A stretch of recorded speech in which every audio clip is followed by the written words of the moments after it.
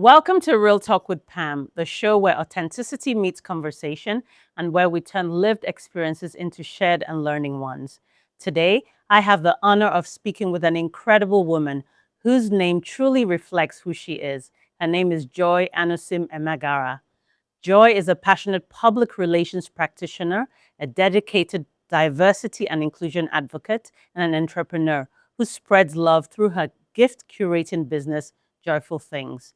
Beyond her professional achievement, Joy is a storyteller, a speaker, and the author of The Gift of Joy, a book that teaches us how to cultivate joy in every aspect of our lives. She has spent years inspiring people with her real life experiences, both the highs and lows, showing us that joy is not just a feeling, but a choice we make every day. Let's dive right in.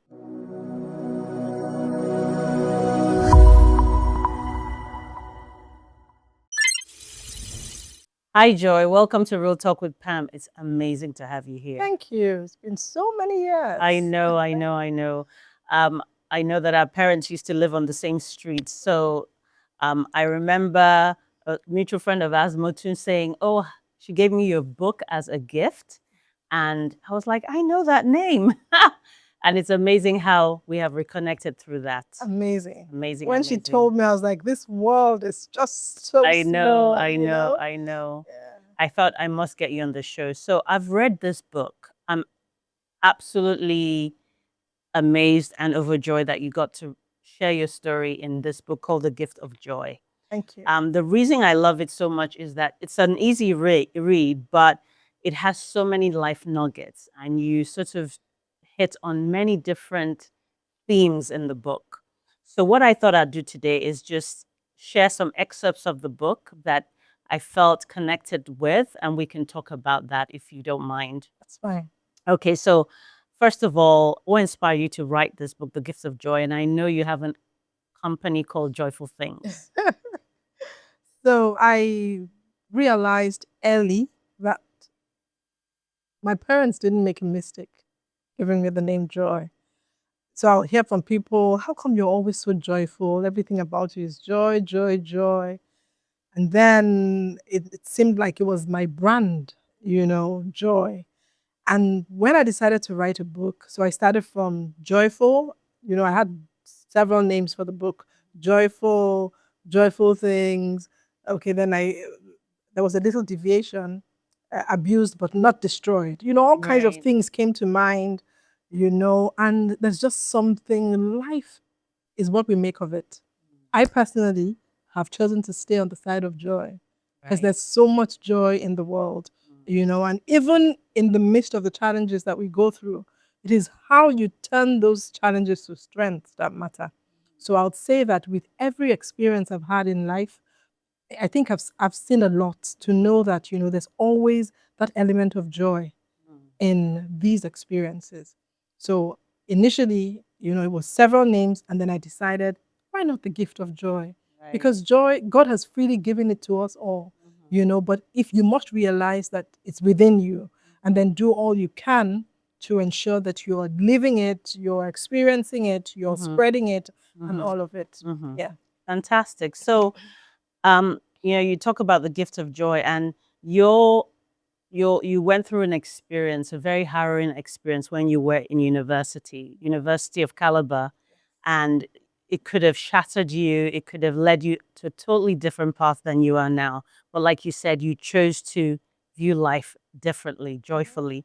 But so I would like to read this excerpt, and I'd like you to talk about that experience. I know it's a difficult experience, but I believe that you've been healed from it. But talk about it in the sense of what made you courageous after that, and what kept it from destroying you.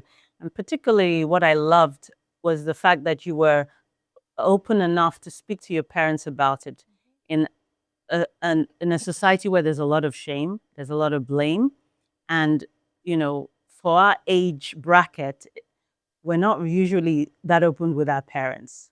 So I'm going to read Shattered Innocence is this chapter 2. It says, 3 of them gang raped me. They were like beasts. IB kept saying to me, don't argue with these people, or they will kill you here. Just cooperate. Though he seemed to be speaking for me, he also had his turn. A car approached while they were at it, and I tried to scream. Immediately, one of them placed his leg over my mouth to stop me.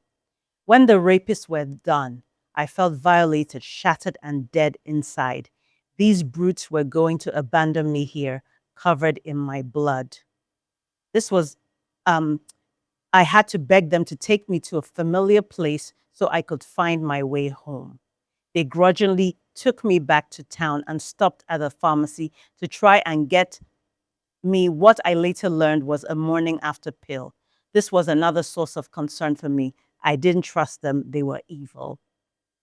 Okay, so before this chapter, I talked about joyful beginnings. Mhm. And that's because I grew up in a home filled with love. So much love around, so much love between siblings, so much love from our parents. There was just so much love. And we were so protected, and I didn't know any other thing aside what I was experiencing at home. So my parents raised us in such a way that, we were free to speak to them about everything. My father had a way with me, particularly. I was that child who would go to daddy and say, Daddy, I want this.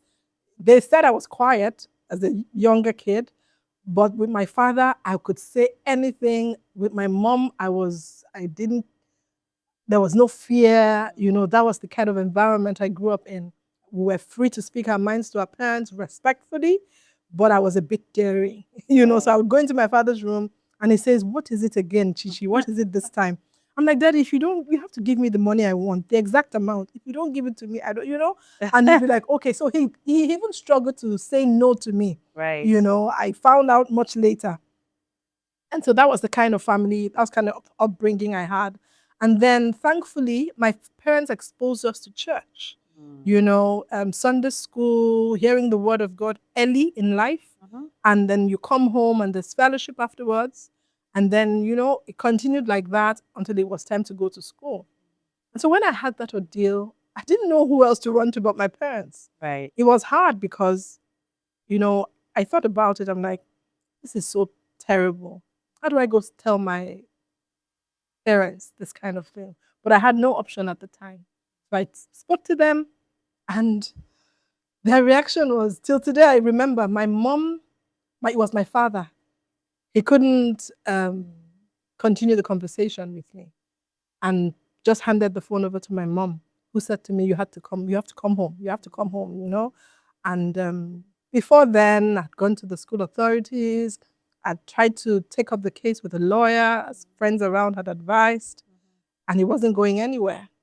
If anything, the school authorities said to me that I was lucky that I wasn't killed, that the week before, a girl like me had been raped and she was killed. They found her dead body. And so I was like, these people have nothing for me. So I have nothing. I have no business in this place. I just have to leave this, environment. And then I went home and that was where it started. I started to get help. I started to get support, medical, emotionally, and all of that. But it was hard for my parents. They still couldn't have a conversation with me. But they provided the healing environment for me. There was so much love around me. There was encouragement.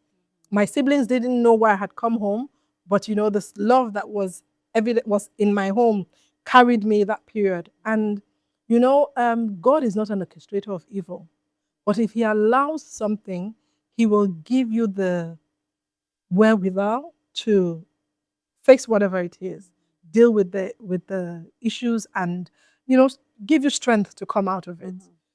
So because of the way that healing came for me, I knew that I couldn't have gone through it on my own. That there was that unseen hand helping me along the way. And I kept getting the nudge to write about it. So I started scribbling stuff early enough, So at every point in time, I had jotters. I'm good at journaling. So I would write about it. I could be in school, I could be in class, and I would just get the Rema word or an aha moment. This happened because of this. It was God who led caused this to happen. if you were not listening to that guy, they probably would have killed you. Because somehow, even though I was going through a lot of pain, I found myself still doing all I had to do to come out alive, So I was just scribbling. I know, I had a lot of jottings all over the place. So you would see me at every point in time, I'll have several jotters, writing stuff, all kinds of things, And then as I got older, I had this burden to not leave it with me. I was still talking to people, so you find people come to me to say, I'm going through this, what do you have to say? Or I just had a burden for helping people, encouraging people. And I knew that it was not ordinary. It was a gift that God had given me. Probably because of the experience I had, I was more empathetic. I had a listening ear and all of that. So towards my 50th birthday, I'm like, you've been scribbling and scribbling forever. I actually made an initial attempt to publish. So I put my thoughts together, put the stories together. And as I was having my life experiences, I was still journaling. There was just this pressure to come out with the book. Right. And I think it was this word I heard from my pastor, Pastor Paul Adefas. He said to us, you do not profit from a book you haven't written. Right. I think he was trying to say that, you have to you can start by writing, and then there might be more coming out of that. Not necessarily material rewards or monetary rewards, but now I see what this book is doing. It's I can't get over it. It's amazing because it's gone to places I've never have been able to go to, or my voice would never have been able to get to. But with the book, it's like a conversation starter. And I hear people come to tell me things like, I was struggling with unforgiveness until I read your book, and they're like, what can be worse than this? Right. So all of that. So I just thought, okay, it was the right time to now come out with this book, share my own lessons, because I feel that there's a whole lot to share. Yeah. So that was what Amazing. made me come out with this. Amazing. Yeah. Thank you. So let's move on. So I want to talk about courage and conviction. So in this chapter 3 talks about progressing through setbacks. So you moved away from University of Calabar, you went to University of Jos. So to move on with your life, forget about the past, trying to forget about the past, and you almost encountered the same thing again. So here in page 34, you talked about how you had sort of lost your conviction about schoolwork and you were losing your way and you needed to refocus and you were behind in your work, in your schoolwork. And then you talked about here, it says, even in the midst of that, there was a proverbial predator that preyed on the weak and vulnerable. A lecturer wanted to have sex with me. He told me that I needed to use what I had to get what I wanted. At this point, my loathing for oppressors was palpable. I wasn't ready to succumb or tolerate anything that had the faintest hint of oppression. Calling his bluff, I dared him to do his worst. My grades had slipped so far that I could not possibly graduate with my class. I had failed so many courses that his threat was meaningless. I already had a fairly long list of courses to retake. When he failed me, I simply added his course to the bottom of my list. I love that. I love the fact that, here you were, faced another test. And having been through a harrowing situation in your past in University of Calabar, you had another test. And a lot of people might have crumbled over because rape is really can be devastating, not just to your body, but to your mind. And you could have succumbed and said, well, and not felt worthy, but you had the conviction and courage. Where do you think that came from? Okay, so it wasn't always like that. Right. I remember when I came out of University of Calabar, I felt that life wasn't worth living, and that the very essence of my being had been forcefully taken away from me. I just felt some feeling of worthlessness, but I think that the fact that I came back to love in my home, and I continue to go to church, I continue to hear the word of God, without even knowing, because I did, if you ask me where it came from, I'll tell you, but there was just this inner strength from within. My son made a joke out of this, and he said to me, "Mommy, I like the fact that you didn't even care that the lecturer was threatening you. You had become a bado." So I looked at him, I'm like, where is that coming from? He said, I like that. How he thought he could just come and, threaten you and then get you going down again. But somehow I just knew that, like the worst had happened. What do you want to do to me? What is new under the sun? And so I put in the book, I had this, even till now, I don't like to see people oppressed. Sure. I just try to contain it, and I try to be objective about my involvement, but I can't stand it, because I'm like, you're doing it because you think that they don't have anyone speaking up for them, or you think they don't have the strength to come up on their own, so I refused that he was going to get what he wanted from me, since he had put it like that. I remember very well where I was, how he said it to me, and how I reacted. I walked away and was like, "You're walking away from me," and I'm like, "What? What do you want to do?" Already I felt I might have to stay back another year to retake these courses, but. So hearing him say that to me wasn't going to deter me, wasn't going to make me succumb to his threats and pressures coming from him. It was just this inner strength I had started to build over time, knowing that, daddy is not there, mom is not there. If much as you felt that, they could have been there in Unical to protect you, you're now on your own. And maybe because I also had my brother in school.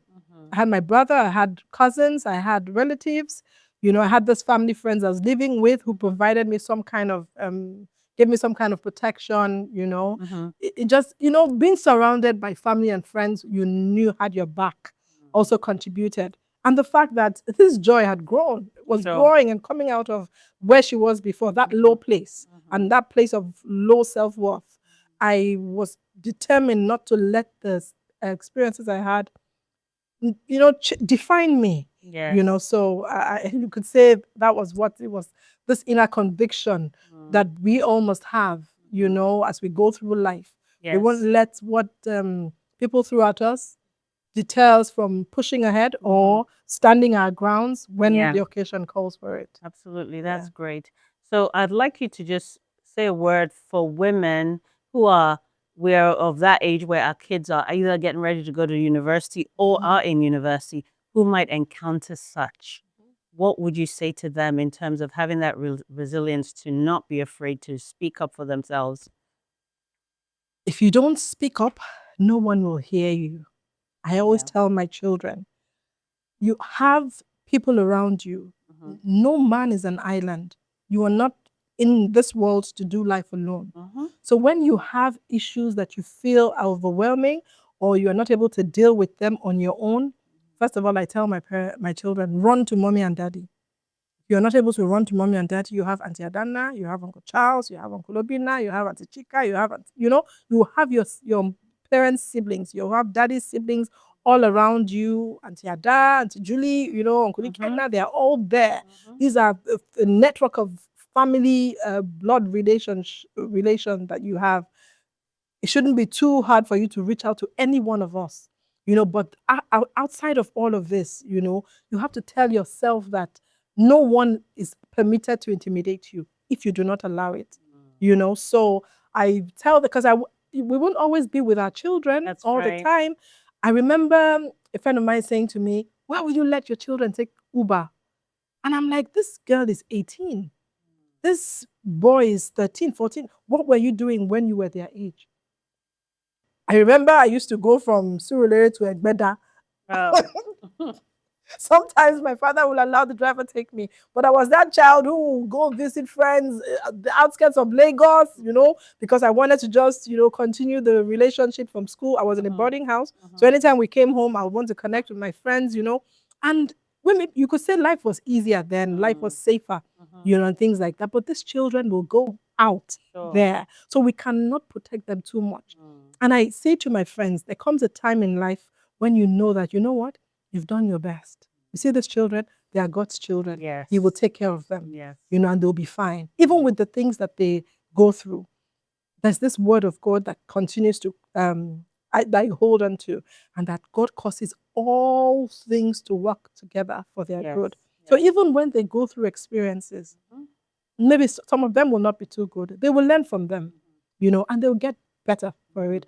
Everyone has a role they have come into this world to play. Sure. And I don't think God created anyone and said, your own will be bad, bad, bad, bad until I call you home. I don't believe that. So we will do our best, but at some point we have to let them go to build the resilience on their own. Learning from the experiences of people around them. In my own case, my children have a lot to learn from me. This book has become a conversation starter, and from this they're asking other questions. I had my reservations about coming up with this because of my children, because I'm like, how will they react to this? But today I'm grateful that I heeded the call to write it. Yes. Because I see what it's doing in their lives. I see what it's doing for them. I see how they even, amongst their friends, they'll call their names and like, your mom wrote about this in her book. What do you have to say about it? How do you feel about it? And they're talking on their own. They come back to tell me. Yes. And I'm grateful. Because they had their reservations. Mommy, are you sure? It's about you. It's your story. So if you're okay with it, we're okay with it. And I'm like, are you sure? Are you okay with me talking about it on TV? Like I knew it would come to that, and they reassured me. So before I even had the conversation with them, God had gone ahead of me, Sure. To just make it all okay. Sure. That's so it was good. It was good that, the conversation happened before I decided to come out with the book. Brilliant. Yeah. And I always say how it's so important to be open. That's why I call the show the Real Talk with Pam, being authentic, because we underestimate the power of openness and how you can help that one person. Even if it's one person you help, it makes a huge difference. Sure. So moving on swiftly, I want to touch on, like I said, you go through so many life nuggets in this book. We could be here forever. But so I love this quote that you talked about. It's on diligence, because I think that we live in a world today where there's so much out there, so much information. There is the internet, social media, Instagram, and you can be living in your own mind, your own, I call it the alternate reality, living in your own mind of how you think the world is. And we live in a world of instant gratification. We want things now, and we don't want to work for it necessarily. So you talk in this book about a period where you were looking, I think you were a youth corper, you had just been posted looking for work, and you were diligent at trying to made sure you got posted to this particular company and work for them. But you use a quote from Benjamin Disraeli, the former minister of the first Prime Minister of the United Kingdom. He said, "Diligence is the mother of good fortune. Sometimes you may work without expectation of reward. You work hard because of who you are and the values you embody. Over time, I realized that there's always a reward somehow, somewhere, even though it may be late in coming, because your actions in time are seeds. So do not get tired of doing good or living right, even in the face of mockery." I love that. True. Okay, so I'll even start with the experience I had after I had started working with this company. And I would always go to work every day, unlike the other coppers. Right. So I was busy. So there was no way I could leave work and then stay home because I thought it was my off day. If I had work to do and there was nothing I was doing at home, I'll go into the office. And I hear them tell me, don't forget in a copper you be. You don't spoil work for us. So we don't come to work every day. You're always here. I don't know what you're doing, But they're like, and then you hear other people say, I know she's busy, or maybe that's why she's, So they're having the conversation on their own, and I'm looking at them and I'm laughing. I was busy. So I had to go into the office almost every day doing what I had been given to do. Right. And when it was now time for me to leave the company, it was the superintendent of the Eastern operations at the time that walked up to me to say to me, Joy, when do you finish youth service? I was shocked because I'm like, this is your girl of this whole place, And he walked up to me and I'm like, I told him, he now said that you have worked really hard and we will hate to see a valued employee go. So we will do all we can to ensure that we retain you. That was how that employment came. Even though I started off as a contract staff, but the employment came like on a platter of gold because I had served diligently for months while my friends were taking advantage of their off days, playing around, making mockery of me, Vasabi Corper, calling me names, but I was not deterred. And again, I remembered how we got in. It didn't happen immediately. So we would always report at the gate of this office. And every day they will come, they will bounce us, we'll go home. We started off like 6 of us. And then all of a sudden, we were only 3 remaining. Until one day, after a week, they called us into the company. That, okay, we're ready. You people are lucky today. We're ready to see you. And then we had an initial interview. And that was it. Another round of interview. And we were called in to start work. Imagine we were not going every day. Imagine we didn't. I, for one, said, you know what? You see this office, I will enter there, I don't know what it was that was pushing me, but I knew that I would even give it my best shot. I would even push myself. We were standing out in the sun. We didn't have any shade at the time, but I knew that I wanted something. And I had come to realize that if you want something, then you have to go for it. Yes. It would not always be on a platter of gold. And I'll take it back to my upbringing. My parents they took care of us. We didn't lack anything. But I just felt that, my parents tried to allow sometimes, like I'll be on a holiday and I'll have vacation jobs. Sometimes I'll go work with my father for some pay. Other times it'll be with other companies. So I had built that, what do I call it now?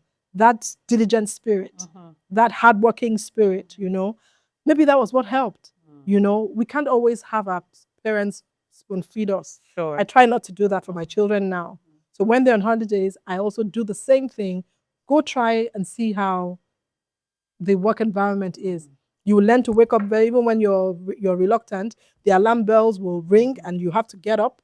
You won't always have mommy and daddy, pushing, protecting you and providing every single thing that you need. Sometimes they want certain things. I'm like, take your money, the money they've paid you, use your money, things like that. Because I'm like, already they're so sheltered. We just have to try to expose them to some realities about life that could help them. You never know how far they'll go with those. Amazing. So we'll take a quick break right now. We'll come back, continue this amazing, insightful conversation with Joy.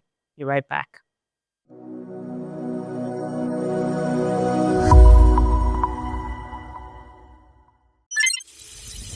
Welcome back to Real Talk with Pam. We've been talking to Joy today about her wonderful book called The Gift of Joy, the many nuggets of life that she's learned in this book. It's a great read, so I encourage everyone to go get it. So right now, Joy, I want to talk to you about forgiveness. It's quite a big one. You went through such a harrowing experience, and so many people in life walk about with what I call bullet wounds, that are lodged, that have not been extracted. And it can really affect the way we view life, the way we do life, and really stop us from getting to our full potential. So I'm just going to read this part of the book where I love what you said here about forgiveness. It says, even after marriage, I was still carrying some of the weight of that ugly incident at Unical. Sometimes I would remember those memories and end up in tears. This usually happened whenever I watched a movie or read a story with a theme around rape. Yes, I was happily married and dearly loved, but those feelings of sadness still had the power to hit me hard and leave me almost breathless. And then you say here, rape is a crime, and I had every right to seek justice. I realized that it was not my fault, but I had to forgive for my healing to be complete. I never received an apology from the people that hurt me, but I learned to let go. Okay, so I'll start this part of the conversation by citing a quote by Louis Swade. Says, forgiveness is to set a prisoner free only to realize that the prisoner was you, Right. you know. So if you do not forgive, you'll be holding yourself down, Yes. you know, and with all the baggage of unforgiveness. And unforgiveness carries a lot of weight with it, you know, and it could get worse. And before you know it, you're a bitter person, carrying the weight of that experience that you've had everywhere that you go. And then you're labeled as that bitter woman who never smiles, who is very angry. That was not me, even though that was what life had meted me. And, you know, I had every reason not to forgive these people who had violated me. But, you know, I even wanted, I would say things like, you know, I look forward to when I'll see these men and I'll look at them and say, look at me. You wanted to kill me, but see me today. You know, God has helped me. I'm thriving. And I realized that it was just wishful thinking. And I didn't even need that experience for anything. So on my own, you know, and as God helped me, because I found God on a deeper level and the joy of the Lord filled me up, there was no place for unforgiveness. Yeah. So there was one day I was just going through the whole thing by myself, because at this time I didn't have to. I did a bit of therapy after the Unical incident, after I got home, but it didn't do so much for me until I decided that, you know what, this thing is no longer going to have a hold on me, you know. And I said to myself, I will give myself closure. I didn't need anybody to look for these people. I tried to look for them on Facebook. Right. At least I remembered one name. So I would search, and the more I searched, the deeper into hopelessness, you know. And I'm like, I don't need this thing. And my husband actually tried to. I had one or two people who tried to fish this man out, but they were nowhere to be found. And I said to myself, I didn't need any of these things. I didn't need to settle scores. I didn't need to see them to tell them anything. I needed to let go of that feeling, you know. And I said to myself, you know what? I won't even talk about this again. You know, aside from writing it down and learning, you know, coming out with my learnings and things like that, I just said to myself, you know, forget about it.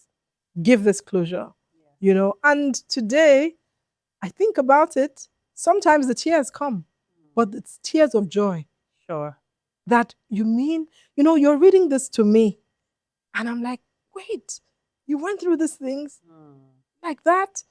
You know, it's tears of joy that look at how far God has brought me. See where I am today.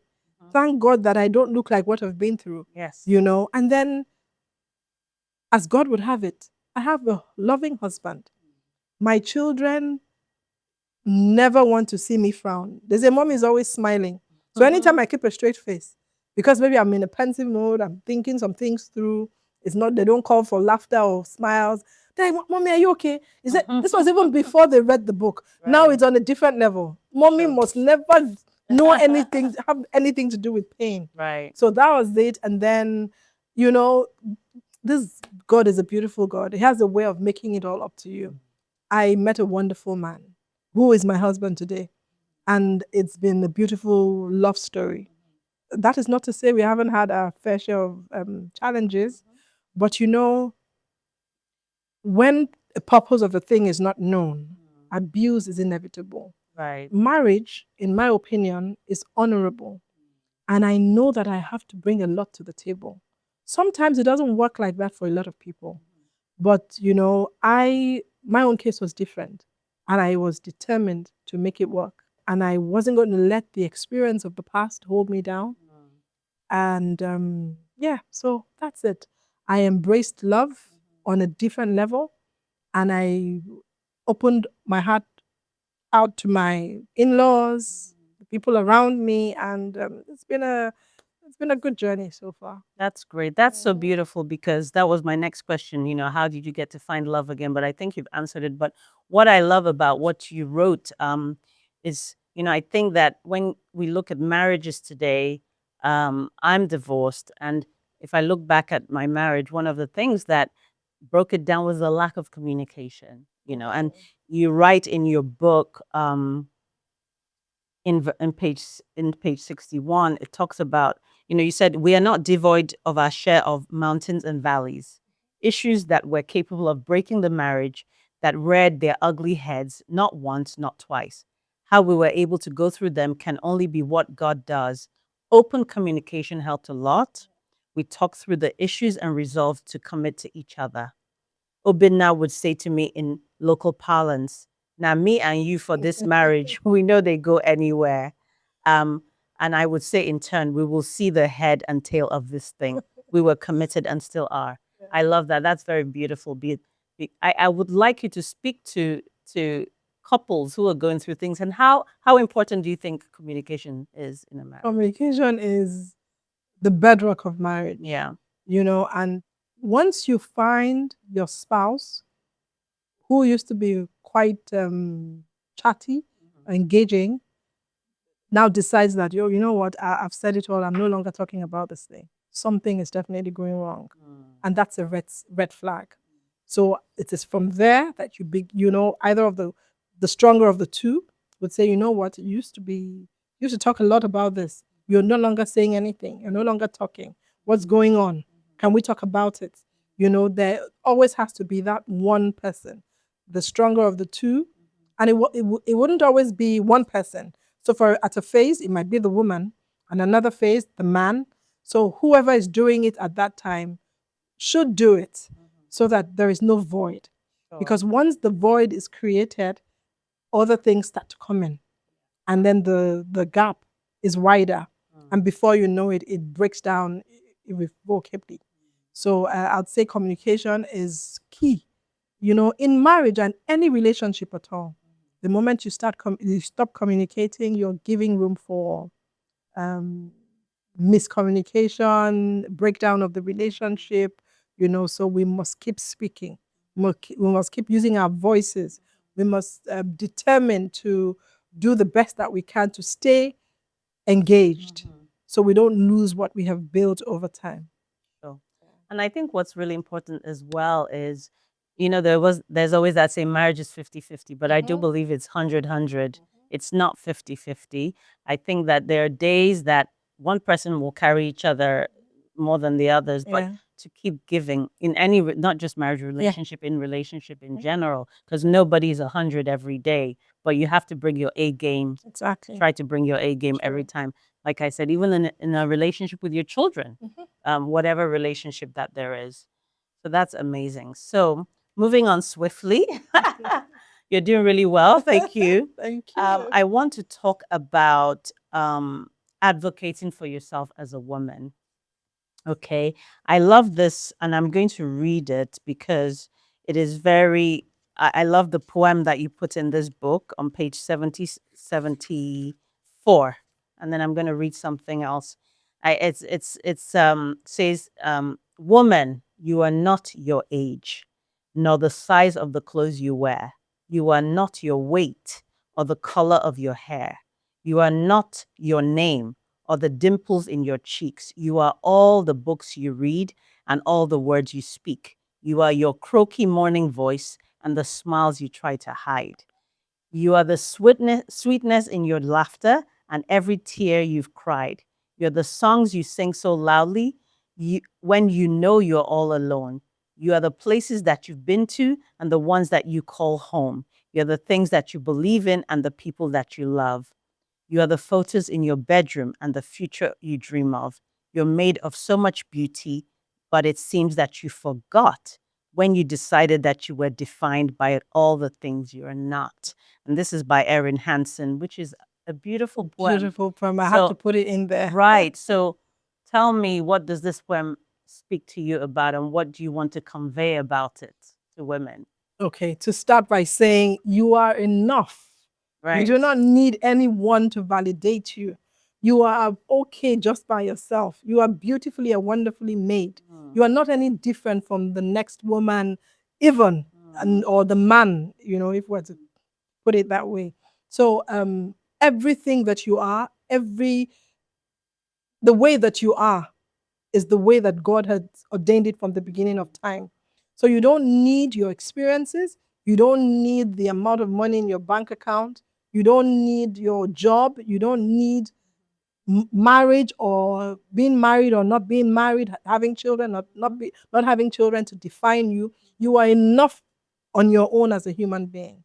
So if you have that mentality, you will just be content, even being alive, because you never know what the next day holds for you. So you have the day. It's called today because it's a gift. It's called the gift of life, the gift of the day. We must always make the best of it because tomorrow is not guaranteed. We all hope right. that, oh, it's going to be in hundreds. I was talking to a friend of mine who said her aunt passed at 95. Some people will get that lucky and get to that age, but some of us may not. I'm believing for long life, but then next day is not guaranteed. So we can't spend valuable time waiting for the best moment to live life. So the message for the woman out there, you know, is to live life.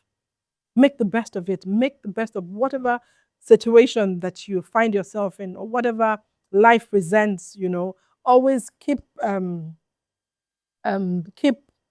pushing forward to get to be the best of who you can be, and trust the process, and trust that whatever you desire by the special grace of God, as long as it's God's will for you, will come to you. That's beautiful. Yeah. Beautiful. Okay, we're almost done. Yeah. All right. I want to talk about mindset. Yeah. You write in page 94, and this is very funny. I find so you had been through obviously so many experiences in your life, but this particular one, you went for a medical procedure, a colonoscopy, which they perforated part of your Large intestines. intestine. We won't even talk about that, but that's scary. But I know that at that point you were feeling a little bit despondent, Not a and little bit. a lot despondent. But you you said, then I felt disappointed, let down, afraid, and attacked. Was I under siege? Was somebody after me? I asked God, why is it always me? Why do I always have these life-changing experiences? Naturally, that feeling of foreboding, the sense of being haunted by the diabolical, began to set in. Perhaps I should be more discreet about my life. I thought, in line with the popular view, um, as they say, your village people were doing you. And then one day, while recuperating, the Holy Spirit said to you, the moment you stop your expressions of joy, that's when you'll be finished. The moment you stop being you, that's the end of you. That solved the problem. So tell us about that shift of the mind. So that colonoscopy gone wrong experience was horrible Right. because that was one experience that ate at my core. I found myself sinking into a place that I'd never been before. Not even when I had that experience when I was 17. Oh, wow. Yes, because that one was the first time of the series of, unfortunate incidents, so it was all new to me and I was just wondering. I was still trying to find myself, but at this point I'd been through a lot. And then I got here again and I'm like, what's going on here? And I found that I was struggling to stay alive, and I knew that it was a different kind of feeling and I knew I needed help. And so I went to see a therapist during the course of my treatment. Seeing a therapist was, part of it. And I walked into her office and she said to me, Joy, when they said you were coming to see me, I was happy because I felt it would be easier to talk to you. I know you. You're a joyful person. You're a strong woman. So it would be a walk in the park having this discussion with you. And then she said to me, it's easy for us to treat you, the symptoms of the surgery, you're feeling pain here, we can give you paracetamol, you get well. But where you're going will be more difficult to treat because you are the only one who can tell us how you're feeling. We may not be able to, we can make our diagnosis, but it may be a bit difficult because we can't really tell where you are in your mind. And I know you can do it. I need you to move away from where you are. I don't need you in this place. It's not for you. So that was all I needed. So I got home and I said to myself, enough is enough. Enough is enough. Joy, you have brooded for so long. You've been unhappy. The spark in my eyes were gone. I had friends tell me, you're getting better, but there's something in your eyes. Right. I knew what I was feeling, so I knew what they were saying, and I said, you know what? I will just let it go. And then I heard, I was feeding myself with the right words, uplifting music, and, getting the right people to speak to me. Some people will come and they're making matters worse. I knew those ones. I knew those voices I didn't want to hear, even in my pain. And then I heard one preacher say to us that the pain of your past cannot be in the same place with the future that you hope for. So you had to let go of your trauma so that you can give your future a chance. That was the one word I held on to, and I said, you know what, Joy, keep going. Don't be too hard on yourself. Just take one day at a time, because the pain was more mental for me. Right. Because I was asking myself all those questions and nobody could help me with. So I said to myself, your parents will love you. Your husband is giving you all the attention. Your children are there. Your mother flew in all the way. Your siblings are all over the place. Your friends are coming. Your home is like a mecca of sorts. They are bringing all kinds of things for you. It's a thing of joy. People are around you, but you are not moving from where you are in your mind. Right. So I knew that nobody was going to do that for me. These things helped to lift my spirit, but then there had to be that mindset shift. And then I took up the challenge and I say, you know what, Joy? You have to make sense of this life. Yes. There's a whole lot ahead of you. You've done it before. So the experiences of the past even helped to strengthen me the more. And I said to myself, you have seen God at work. He's not about to leave you. He doesn't do half measures. He will start something with you and he will finish it. And I kept hearing that voice, so I went back to that experience, it was like a battle of the mind. This pain is going to kill you. You think you'll come out of it? You won't make it. This is the kind of pain that kills. I heard that voice like 4 times. Right. But there was that battle of the mind. I said, no, now this cannot be my end. What will happen to my family? What will happen to my children? They are just getting into schools. I was just saying all of that, and then I heard that still voice. Don't worry, I'm with you. Sure. I'm with you. This cannot be the end. So it depends on what you want to listen to. Then I heard the voices telling me, oh no, this is terrible. How can this be happening to you? So I decided to stay with the words that, that would help me. Yes. I amplified those voices in my head. And before I knew it, I remembered that experience. I brought it back to the healing process. And before I knew it, I was getting better. I was smiling a lot more. And then according to them, the spark was coming back, and I just continued my, even while I was in the hospital, the nurses would tell me, I've not seen anyone who went through pain with so much joy on their faces and things like some days were better than others. Sure. Sometimes the nurses will come to my room and I'll chase them out. I don't want to see anybody, Right. and they will tell me, but you're not praying today, so they knew, they observed some areas of strength. They knew I liked to pray. They knew I liked uplifting music. So they were now the ones telling me, you're not praying. Right. You're not listening to music. You're not doing this. So you have to be able to define yourself. That's right. And be intentional Be about intentional that. about Yes. what you do. That healing process was very intentional. I could not have. The doctors gave me 1 year within which I'll get back on my feet. But by the 3rd month, I was strong. I could do things I couldn't do before. Maybe not as well. It took time, but by the 3rd month, I was already on my feet. Sure. So yeah, that's it. Amazing. I always say to people, one of the things I cover myself in prayer with and my family is, the Bible talks about, to have a sound mind. Yeah. And I think that is so important, Yeah. that our minds are regulated.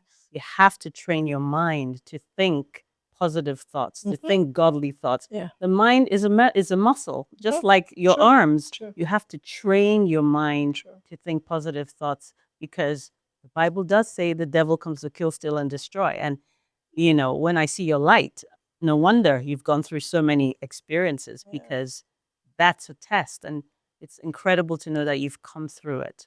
So just rounding up, I just wanted to read page 101. You talk about choose life. You know, you say here that experiences of pain can reveal your inner strength such that you are even amazed at yourself and how you dealt with it without being cajoled by external parties. Of course, loved ones and people who mean well will offer to help you, but ultimately the choice is yours to die or not to die, to sink or to swim. Each day we wake up is truly a gift. And I love that. So, just some final thoughts about what we've talked about today and about choosing life. Mhm. So, hey, I'd like to say that, like I said at some point during the conversation, life is a gift. But you must choose what you want to make of your life, and I would say on the other side of joy is not where you want to be. That doesn't have good stuff in store for you. There's bitterness on that side, there's regret, there's pain, there's agony, there's disappointment, there's depression. You don't want to be there because they don't do anything for you. Rather, they kill you, they steal from you. And eventually, if you're not careful, they will destroy you. Those things, those negative thoughts that you're amplifying in your head, and before you know it, you're manifesting them in your actions, in your thoughts, in your relationships with people, So I would say that, the choice is yours, really. We can come sit here, try to encourage through this program as much as we want, but you have to make that personal decision to choose life, and to stay connected to the source of life. In my own case, it is God, the Almighty God, and He has never disappointed me, And with that, there's that zest for life. There's that, hope in the anticipated future that you hope for yourself. That expectation that is ahead of you because God has promised us all great and mighty things. But you must be alive to enjoy them. Because if you don't choose life and you find yourself somewhere else, so when God has given you that life, you will not be, like you said, you will not have the soundness of mind, and spirit to even come to that place of enjoyment. So this life is sweet. Don't go the other side. There's a lot of joyful things around you. That's why I named my gift business Joyful Things. There's a whole lot to this life. Yes. So you look around you. Is it the friends that you have?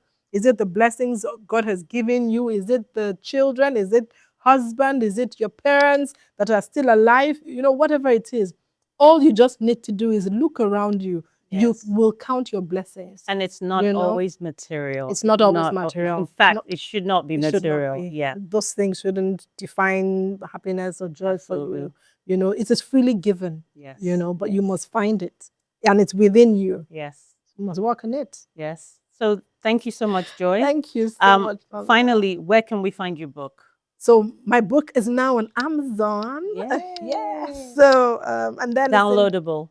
Yes. Is it downloadable? Yes. Okay, great. And then it's on the bookshelves in some stores in Lagos. It's in Ebano. Okay. It's I'm talking with Latana, so very soon it will go. It will be there. And you can reach me directly too. My number is in the book. We'll drop it when the show's out. Okay. Yeah. Fantastic. So thank you so much for sharing your life with us. Thank you for the amazing. Thank you.